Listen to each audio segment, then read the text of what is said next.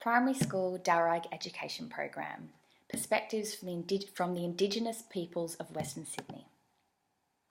The Sustainable Development Goal that I'm wanting to tackle is number 1, end poverty in all its forms everywhere. But first, it's really important to look at some of the statistics to see why the Indigenous population of Western Sydney have such a vulnerability to poverty. So 1/3 of Australia's Indigenous population live in New South Wales, and most of those live in Western Sydney. So that is a really huge amount of Australia's Indigenous population that need our help.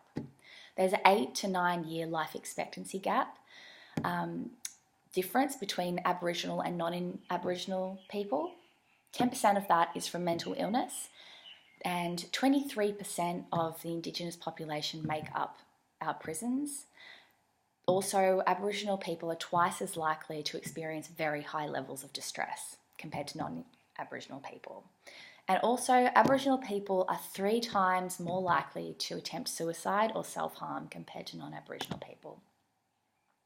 There are greatly diminished education, wealth and health outcomes compared to the non-Indigenous population. They are completing Year 12 at a 24% lower rate than non-Indigenous Australians, are 22% likely to complete tertiary studies, and are 18% less likely to find employment. The average income is $550 in comparison to $850 for non-Indigenous people, and are 11 times more likely to go to prison. 80% already are in the system when they go to prison, and 49% of non-Indigenous people. So all of these really awful statistics add up to a great vulnerability to poverty. So why is this? Why the gap? Well, we have to look at some history. So until 1967, the Indigenous population were officially considered part of the fauna of Australia. Can you imagine that? Completely being dehumanised in a way that you're not even considered as human. The Indigenous population were also diminished by 90% by year 1900s. They are also a collectivist culture that are being forced to assimilate into an individualist culture. Collectivist cultures understand and categorise power in a more relational sense than individualist cultures, so a cultural perspective of theirs being represented equally in school is vital for mental health and community health. So the Darug education program would be integrating Darug perspectives and culture into primary school curriculum in collaboration with the Darug community, who are the Indigenous people of Western Sydney.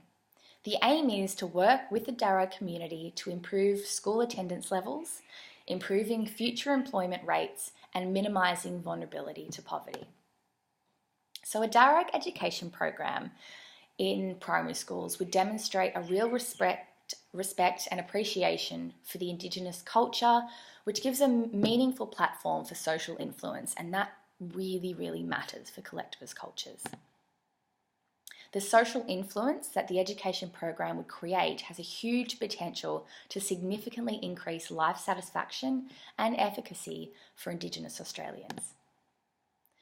The representation of Indigenous perspective of history is vital for fairness and equality, so that will be something that the program will really focus on. The current history curriculum actually makes no definitive reference to the Indigenous perspective of Australians' history. So teaching Indigenous history gives an extended platform into Indigenous perceptions on ritual, culture, tradition, community and storytelling.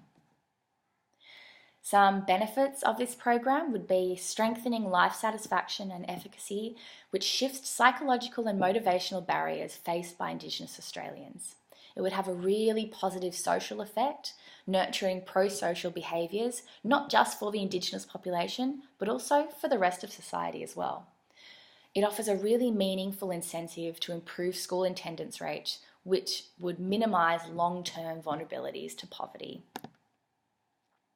So the Darug education program, the teachings would improve everyone's social awareness of community and local ecological systems, which is a huge part of Darug community.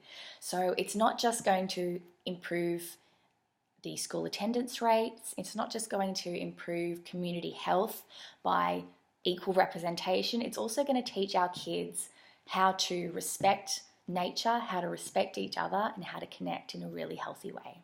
Thank you.